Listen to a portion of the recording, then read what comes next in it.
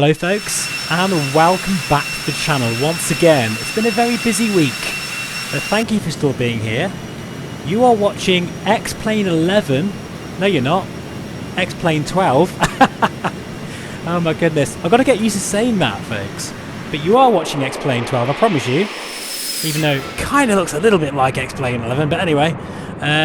With ultra graphical settings and add-ons galore. Well, I say add-ons galore, it's mainly just the Orbx True Earth region around Washington.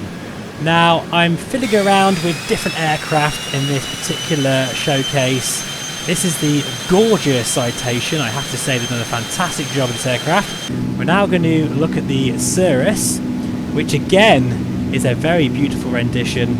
And you can see bouncing down the runway, we've got some puddles there I'm trying to dodge. And just look at how the aircraft is very free on the runway, and as we bob up and down into the air, it feels very free. This is the first thing that I mention all the time about X-Plane. There's a certain fluid feeling of flight that I just absolutely love, and that translates very well in VR.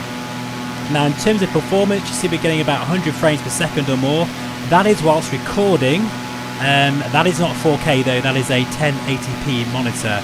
My graphics card is a RTX 3090 running a 10900K Intel CPU. It is actually by Stormforce, massive fan of their PCs, and I'm not sponsored by them, that's just my personal opinion. Listen to the sounds, that is the next thing I love about X-Plane. Although it's not across the board, the sounds, generally speaking, are very nice indeed. Now listen to this.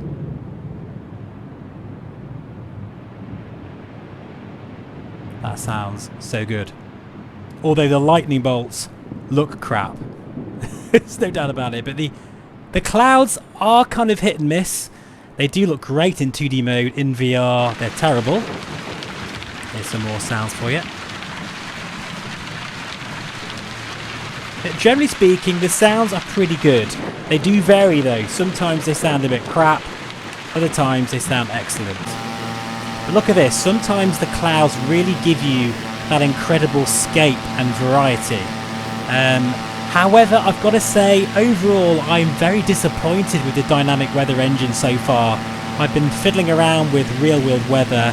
I cannot seem to get range shafts or anything remotely like Microsoft Flight Simulator. To be honest, I think they've absolutely nailed it with the dynamic weather system, and we are totally spoiled by that sim, not just with the graphics but the weather simulation in general. But check this out, this is a beautiful scene right here with the rain. By the way, the lib rain effects are not available in all aircraft, which again is a bit weird. Like the Citation doesn't have them at all. And sometimes they do behave a bit strange.